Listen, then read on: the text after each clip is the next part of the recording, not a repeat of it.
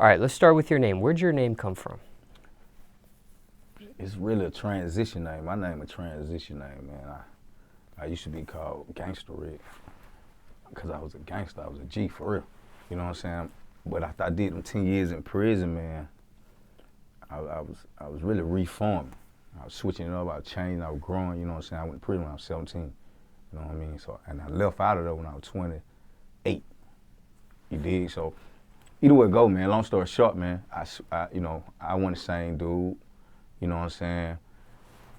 I wanted to make a change with my life. He did. You know what I'm saying? But in there, I already knew I was gonna be rapping. You know what I'm saying? So I had to try to find a better name. It wasn't gonna be no gangster. I wasn't coming back to the street to be no G. You know what I mean? So I thought about where I was from, my hood and all. You know what I'm saying? And I just threw that Decatur on there like that. I was like Decatur Redd. Like I played with it.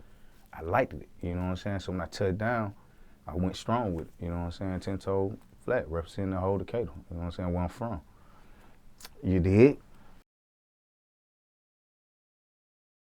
Now you say Decatur. Is Decatur and Atlanta two different things? Yeah, I mean, it's like all in all, it's two different sides, man. You know, it's Decatur, Georgia, which it depends on what parts of Decatur, Georgia, though, because some parts of Decatur, Georgia, East Atlanta. You know what I'm saying? And then, which is the east side. And then you got the west side. You know what I'm saying? But I represent that whole east side. You know what I'm saying? From Moreland to Covenant Highway. You know what I'm saying? Kirkwood, Edgewood, 2nd Avenue, County Road, Flagshore. Yeah. So ATL? Really, man, it's all the same. Okay. You did, you know what I'm saying? Just Zone 6 kind of getting a little light right now, so we ain't shy about screaming that shit like we used to, because you have a lot of Decatur niggas be screaming they from the west side. You know what I'm saying? Now they can say they from Decatur, you know what I'm saying, and be proud of it. And I've been screaming Decatur Redd before we even started rising on the map, you did? Now, what's your opinion of the state of rap music right now in Atlanta? The who? The state of rap music right now in Atlanta. What are your thoughts? I think, man, I like it though.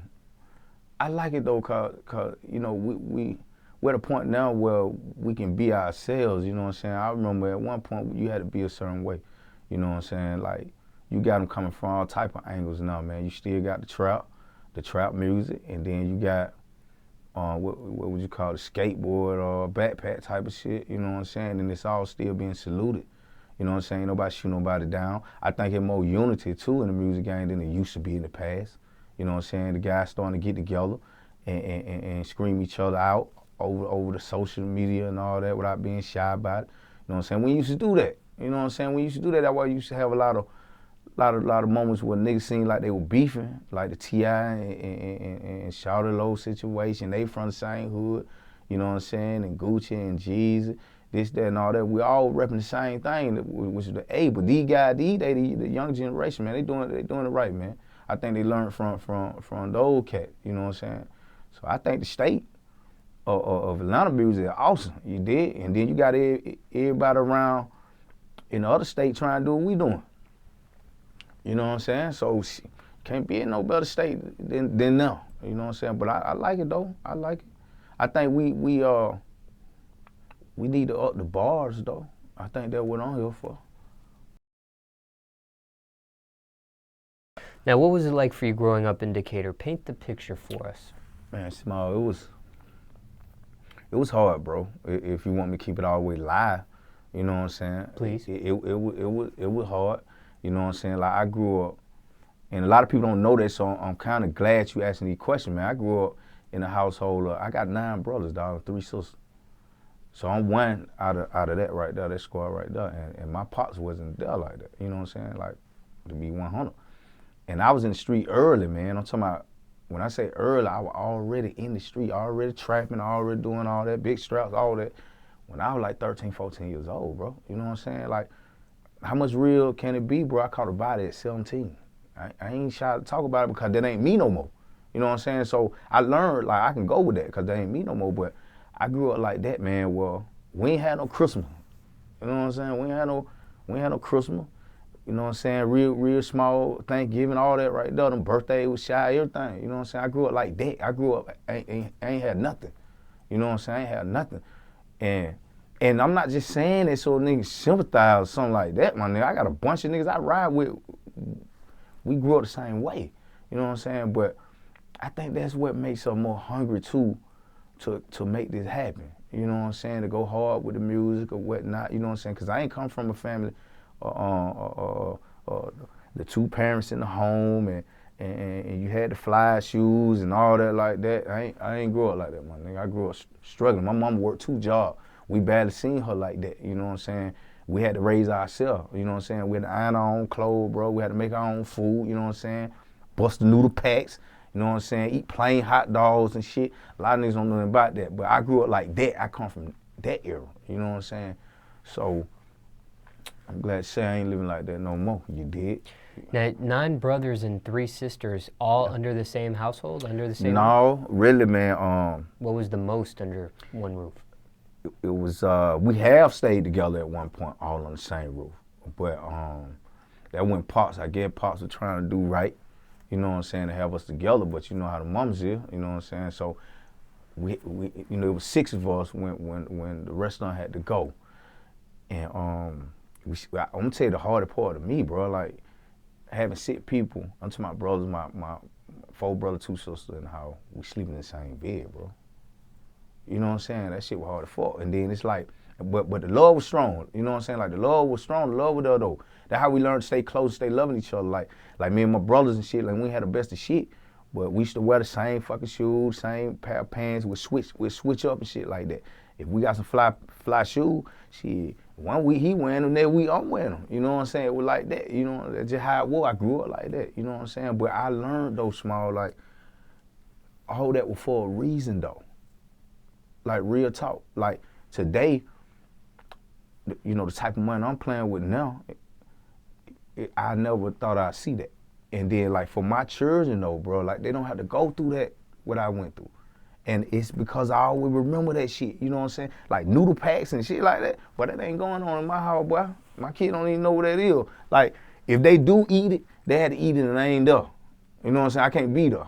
I slap the shit out of their hand or something like that. Like real talk, cause it remind me of them days when I grew up and we ain't have, you know what I'm saying? And my kids don't understand that though, but I don't want them to understand that. Not that part. I felt like I went through that struggle so they won't have to. You know what I'm saying? That's where I stand with it right now though. You mentioned a few tough parts in your upbringing. What was the toughest part? I think, man, it wasn't really even small. You wouldn't believe, man. I think besides me being that young and catching that murder charge, though, of course, you know that for a 17-year-old boy, dog, of course, I ain't even got to go there. You can understand it yourself.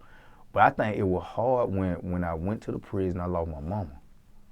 I lost my mama maybe like 2 years after I was there, bro. You know what I'm saying? So that, you know, even to this day, man, you know what I'm saying, I ain't really like fully recovered just from that. I learned how to deal with it and live with it. You know what I'm saying? And then I can have a conversation with niggas my type, my kind that done been through similar shit. And we had old conversation. You never, shit, I thought I was the only nigga went through that. You understand what I'm saying? If they can deal with it, they stand on, they be strong, I can do it too. You did, but I think that was very difficult. I count that as like the most difficult for me. And I feel like I've been hit with all that early. Ain't much a nigga can throw at me now. In school, what type of student were you? I was a bad student, man. Lie for real, I was a bad student. I knew I would end up in prison anyway, though. I used to fight all the time, bro. All the motherfucking time. I used to fight all the time. In school? Yeah. I'm talking about, I remember one time I had to snap the ruler from my teacher, started beating nigga with the ruler. Remember that shit? I used to bring like knives and shit and bricks and shit. My mom used to tell her to do this shit. About to fuck with y'all, goddamn. Pick up a brick. I did that shit for real. Yeah, that shit wasn't a good student, man. So you got kicked out of school? Yeah, bro. Like, then I got kicked out of school twice. I got kicked out of McNair High. And then the judge sent me to alternative school. Shit, they kicked me out of that motherfucker too. Explain what an alternative school is for someone that doesn't know what that is. For all the for me, the alternative school, we got down when the judge, when you committed to the state, that means when your mama got down, can't deal with you no more, all that, they got this thing where they commit you to the state. And And the state send you to what they call an alternative school, and there'll be a bunch of people that's like, either they felons or went to juvenile or some shit like that. You know what I'm saying? So it's a school full of unruly kids. So you get kicked out of the public school, and you get kicked out of the alternative school too? Yeah. And you dropped out at that point? Or Yeah, really, man. It's like, could you have gotten back into the school, or once you're kicked out, you're see, kicked that was the point of going to alternative school. It's supposed to get you right and get you back and refund you, like I was talking about, so you can go back to the regular school. Shit, by then, I was like, I was knee deep in the street by then, though, so it was like. So you get kicked out of the alternative school, and you kind of just give up on school. Yep. And that's when the situation happened that led you into prison thereafter. Yep. And then you ended up getting your GED. And did you get any college level education in prison, Yeah. or just the GED No, part? no. I got a diploma for computer repair. So more like a trade school? It was. Yeah, it was. Okay. Yeah. So, okay, if you could go back in time, obviously it's 20/20 hindsight, but what would you have done differently? Or maybe not have done differently. Maybe would you have kept everything the same and no regrets? Or do you wish you would have buckled down a little bit more, Went to school? Right. I went to school, goddamn, like. Because you were intertwined in the street life too, so do you wish you were, You didn't get into yeah, you got to it? think, Small, if I was in school, if I took school serious, you know what I'm saying, I wouldn't have had no time, like, to be in the streets like that. You know what I'm saying? Like, cause see, like my boy out there, like, I don't play by the school shit. I got them in all the curricular shit. Like, they played football, basketball, boxing. Like my homie, you know, he got his own gym. My boys be at the gym learning boxing. This is constant shit for them. They don't know nothing about no motherfucking streets unless they listen to some rap music or something. You know what I'm saying? And I think if I'd have took school serious, you know what I'm saying, I think that's the whole thing that fucked me up. I left school, goddamn. For me. Jobs you had growing up, if any? Did I have a job? Yeah. I ain't had no damn job, Small. I ain't never worked nowhere, bro. I've been a trap nigga my entire life. So the first time you did get a job was when you got out of prison? Yeah, that was the very first time I worked in my life. At Checkers. And how long did you work at Checkers for? I was there, shit, till I got off parole for like 18 months. I was at that one motherfucking store on Midtown. So did you still stay at Checkers after the parole was over, or once the parole was over? No, man, I had, let me tell you what I really did. I tried to get promoted, man. Cause everybody, that's what you do on the job. You know what I'm saying? You try to get promoted. And over time, I watched people do that. And I watched people around me just kept getting promoted, and they wouldn't promote me. And I was a great worker. And one moment, the manager had pulled me in the office and talked to me about that. And she told me the real reason she never put me in the position is because of my criminal background. You know what I'm saying? But she don't know, she really fucked me up with that, you know what I'm saying? And I left. I ain't no get another job. I was like, and I think that was the whole thing, leaving one job, going to another job, getting a better job, you know what I'm saying? But yeah. Any crazy stories dealing with that job, or anything out of the norm, or? With that one job? Yeah. Or was it just the regular, No, I'm gonna tell you what I didn't like. It was regular shit. I ain't like that shit, but I flipping burgers and shit like that, all that old shit like that. Hell no, I'd never do that shit again, boy. Like, God damn. I don't believe I did this shit, but I did. But, no, like I said, the worst job I ever had, you know what I'm saying? But it was the job that I credit to, like, keeping me free, though. You know what I'm saying? Like, for real. Now, you mentioned your father wasn't in your life. How old were you when he was out of your life? Forever. Oh, he was never in it. No, I mean, but I mean, we got a relationship now, though. Okay. As a man, you know what I'm saying? Like, I was gonna but get that to me that. burying the hatchet, though. You know what I'm saying? Like, you can't keep that shit in your heart, bro. Like, you know, I'm trying to change for real, bro. You know what I'm saying? That's like on every level. You did so, but I'd be lying to you, Small. Like, if I told you, So he was never in your life, but now he is. You have some sort of communication. Yeah, with that's him? it. You just said it the right way, the perfect way. Okay. Yeah. And that was more on your end, you coming to bury the hatchet? Yeah. Okay. When I got home, man, like I said, my family was there when I came home. He was there. You understand what I'm saying? And from that day forward, I just kept that connection and all that. You know what I'm saying? Now, you mentioned several brothers and sisters.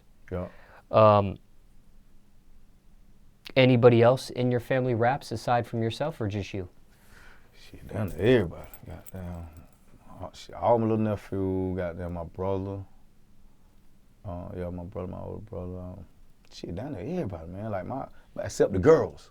Have you collabed with your brothers? Yeah. Like that's who do all. Like we do production together. We got a production company called GBE, Grindball ENT. You know what I'm saying? So it's like me and my other two brothers. Like I don't know if you're familiar though. I got a brother named Mr. Cool Dollar. He well known in the city for production and engineering and shit. But he had a song once before called Born 3. It's my older brother.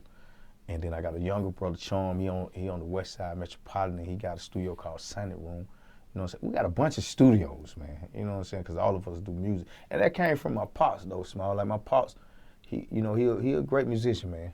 You know what I'm saying? Like I ain't gonna take that away from him. You know what I'm saying? Like, and where now, been around with the music shit. He just one up, man. What does your family think about your rap career? Nah, everybody fuck with it. Like I think that my encouragement has come from my family like that, cause everybody fuck with it. Like I ain't got the type of family like where they talking left about anything. They want to see it happen though. Like they waiting on it to pop off. You did. Has your father seen you perform? Yeah, he like it too, man. He like it too. He fuck with it. You know, salutes to pops though. He fucks with it. Now, in regards to your mother, what's the worst thing you put her through? Was it Everything. the prison stint? No, I think before she passed, she seen a better me than she ever seen. You know what I'm saying? So that wasn't the worst. Nah, I'll be lying to you. I think it was everything before that. You know what I'm saying?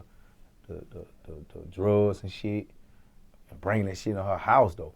I think that's because I really crossed the line with that shit. Because she was always like, don't bring that shit in my house. I bring that shit in her house all the time. You know what I'm saying? So I think it's all that. It was everything I was doing, not going to school and shit, man. I think the worst though is I remember standing in front of the judge, and she was like this, you know, telling them about how we were like unruly and shit. Like she was down there like disowning her, bro. Like they ain't doing right. You know what I'm saying? Like she was giving us up to them. You know what I'm saying? I think that was the time I think I heard her the most, man. You know what I'm saying? They were like right before the turn of school shit. You know what I'm saying? I seen it then where it was like in her eye, like, God damn, ain't nothing I can do with them. You know what I'm saying? Like, I be thinking about that shit though, like, damn, man, I really, you know what I'm saying? But I can say, before she passed though, that she told me she was proud of me. You know what I'm saying? So she was able to see a better me. You know what I'm saying? So, bro, I sleep good just knowing that much. As long as she was able to see that. You know, How did she pass, if you don't mind me asking? I talked about it before in my bio, you know what I'm saying? Which I don't mind talking about it because it ain't none of me, you know what I'm saying? A lot of people scared to talk about it. I'm going to tell you something, I'm going to hold it to myself. She went through some stuff. Okay. You know what I'm saying? She went through some. Only reason I ain't talking about it because me and my sister almost had a fallout about me putting that in my bio. So, you know, y'all got to go read my bio. You know what I'm saying? That'll give you a reason to go read my bio. So you'll see what happened with that. But my sister kind of, I think it hurt my sister for me to put that out there like that because she had to deal with that. She had to watch her die. You know what I'm saying? And what she had to go through. I guess in her thing, she was trying to, I ain't gonna say hide it, she was just trying to put it in the past, what happened. And then I brought it back, you know what I'm saying? But my thing is, I'm real, and I want to give people me, so I was getting my entire life story, like most of what I'm trying to give for you, Small, you know what I'm saying? But she ain't like it, and I have to respect and honor that because she the one had to deal with that. You know what I'm saying? She was the youngest of us all, so she had to grow up without me being there, without Pops being there, then her mama passing, and what she had to go through with mama passing. You did? Yeah. Now, overall speaking, what is your message to the youth at this point? We talked about a lot of subjects, but overall, what is your message to the youth? Never let nobody make you think less of yourself. Nobody. I don't care who it is, man. You know what I'm saying? You can be whatever you want to be. And if you choose to set your mind on something, just know you can really do it. You know what I'm saying? And I think one of my problems growing up is that I never was able to, or had anybody that helped me to make me believe that I can be something better. You know what I'm saying? But I'm letting young people know you can't be better. You know what I'm saying? Don't let nobody tell you that you can't. You know what I'm saying? And even with the rap shit, I'm a rapper. So if you trying to be a rapper, I'm gonna just tell you that. You can't, this can't happen. It money here, it checks here. It might take time. You know what I'm saying? Like, don't expect nothing to happen overnight. But with every ounce of grind that you put into it, it will come back and you will see it.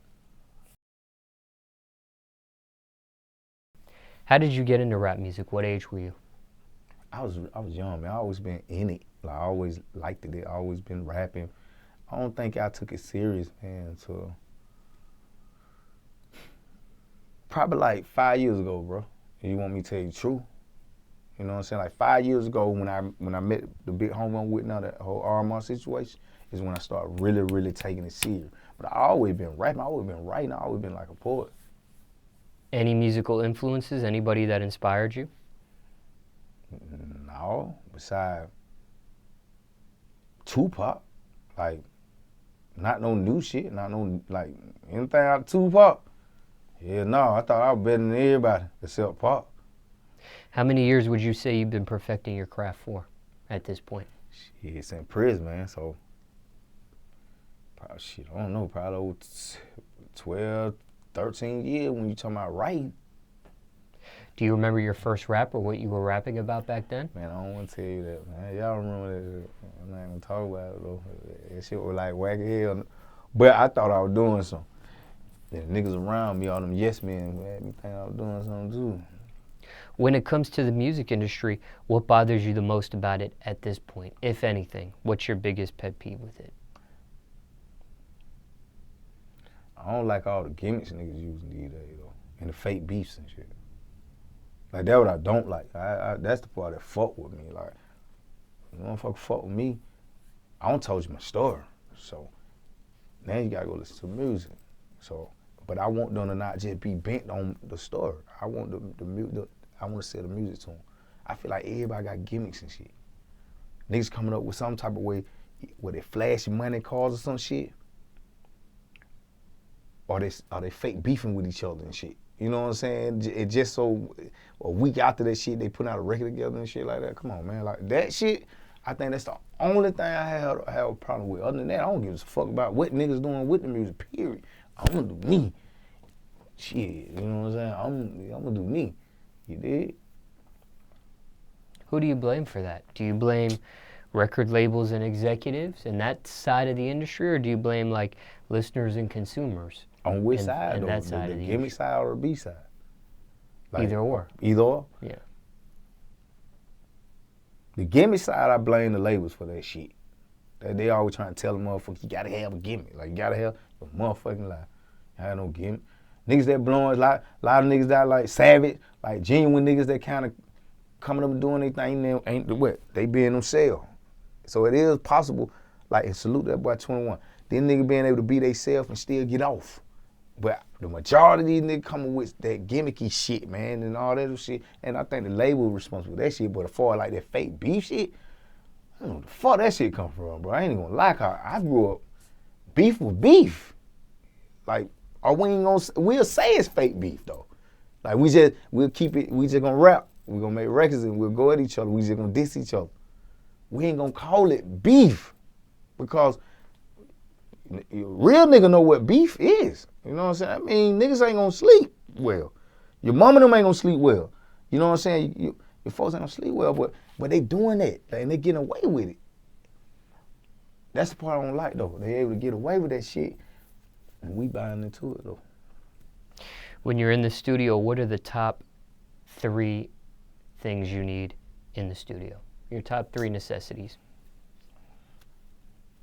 You gotta have some drink. I don't smoke, but niggas I fuck with, they smoke. And a lot of times I buy weed. My nigga tell you, I buy weed for them.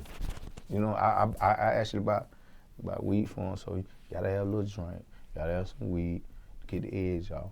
You can't be too high, because that shit gonna go left. You gotta have those things. I'm different though in my studio anyway, especially when I wanna beef it up and get these niggas going on records and some shit. I get some females come over too. Niggas gonna write and rap different when you got some women in them. What strain of marijuana? That pressure shit, that loud shit, that stinking shit, that shit that have me high and I don't even smoke. That shit.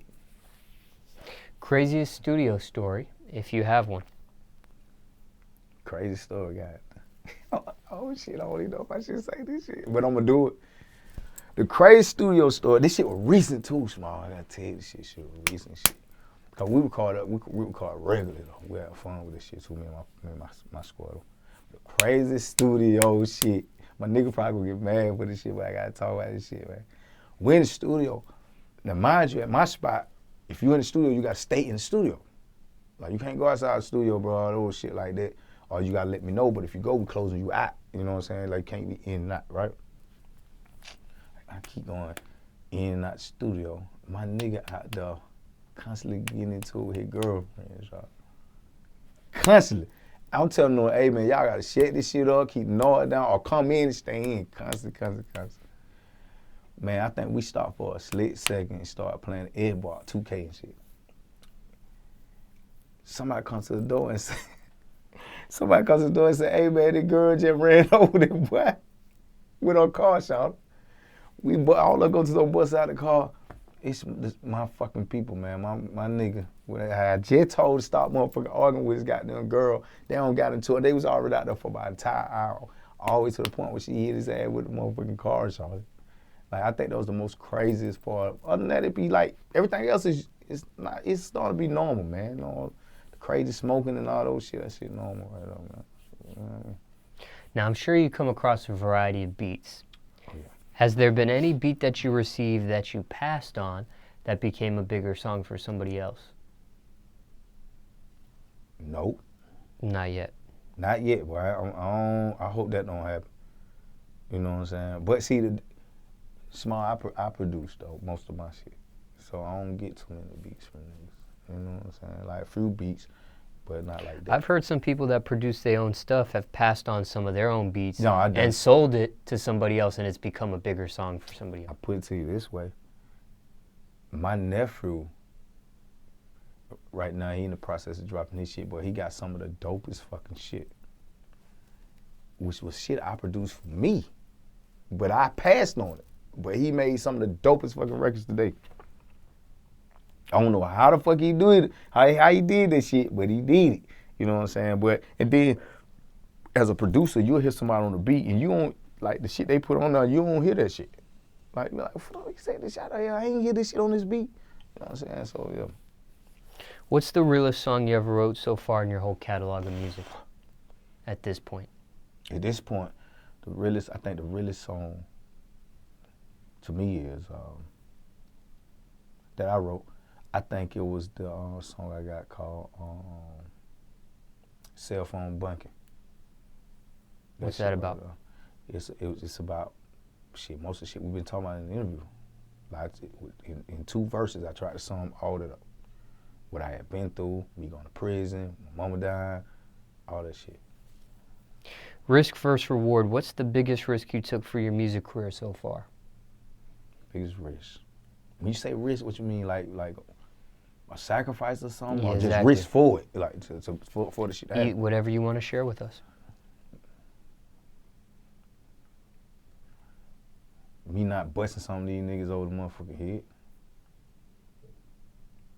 I don't even know if you understand what I mean by this shit.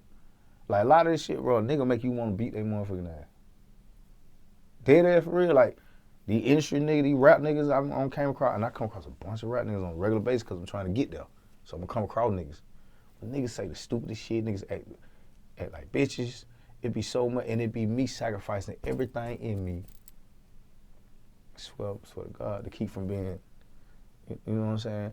That nigga I'm trying not to be. So I think that be my risk on a regular basis, bro. Either with DJs, rap niggas, I think that's the biggest reason I'm taking me not being a street nigga inside of the industry. because I don't scared of that. You know what I'm saying? They don't. It's too threatening. You know, you did, but someone be doing the most corniest motherfucking shit, lamest shit. Those my risks, man. Like I'm risking. It's almost like risking really like being yourself. But I can't make the game be what I want it to be. You know what I'm saying? Can't be full of real niggas and shit, or niggas built like me. You know what I'm saying? So that me making that sacrifice. But I think that's about it. But to try to really answer your question accurately, I think last year, man, was the biggest risk I took. I down went broke for this shit. Like dead ass. Like my partner, we were going through some stuff, and that's my partner for life. Like whether it's me, whether he doing it or I'm doing it, either way it goes, it's us. You know what I'm saying? But he stopped. He was going through some stuff. I ain't know where we were going, bro. I almost gave up and shit. Like real talk. And I was like, fuck it, man. Like I'm gonna give him for one more shot. You know what I'm saying? And I started investing. Shooting videos, all this shit. That shit was getting expensive. Shit, I was on my last dime about this motherfucking shit. Like my last fucking dime. And my partner stepped back in like he ready to go. You know what I'm saying? Put me back in the place I need to be in. But I could have gave it all. I wouldn't have give it all. You know what I'm saying? Shit, a nigga risking, if you out there risking selling a nick, a dime, risking, why not take risk for this? You know what I'm saying? So I wouldn't do it. Shit, I almost there, small. I almost like crap that. You know what I'm saying? But I bounced back. You know what I'm saying? I not, you know, a real nigga gonna bounce back anyway. Proudest accomplishment so far in your music career? I'm proud. I'm proud of everything anyway because we always see progress. Even sitting here talking to you, man, that's progress. You know what I mean? In our book, you know, that's how we see it. But I think like the thing that got me the most and keep me kicking, keep me going and shit like that, I think it's like a lot of those placements I've been getting, like, you know, the reality shows, the movies and shit like that. I've been getting my songs placed in that shit. It's like, that shit like winning a motherfucking championship. You know what I'm saying? Like for real to be sitting in the movie theater, same theater I go to watch a regular fucking movie, to be there and hear a song that I did come across that phone. You got niggas that been rapping with big careers ain't really got they did that, so you know what I'm saying? That, to me, man, that's everything. You know what I'm saying? That's like winning the gold medal. You did. Yeah. What's the biggest misconception of you? That I ain't no street nigga. See, that's another sacrifice. I don't know if you understand it. Like, that's another sacrifice. Me sacrificing, proving that I come from the street because of the misconception. And nigga in the street. See, they'll play you too like that. They'll have you doing stupid. If you ain't smart, another message to the young niggas. You'll be doing shit trying to prove shit to niggas. I tell you what, bro, like, all you gotta do is research, go dig deep in your little researches. The hell you doing? You go on and dig on up in there and then you'll see what you really need to see. Instead of being, misunderstanding me, you know what I'm saying? Like, but I don't have shit to prove to a nigga except with the music. Craziest rumor you heard about yourself? I was broke.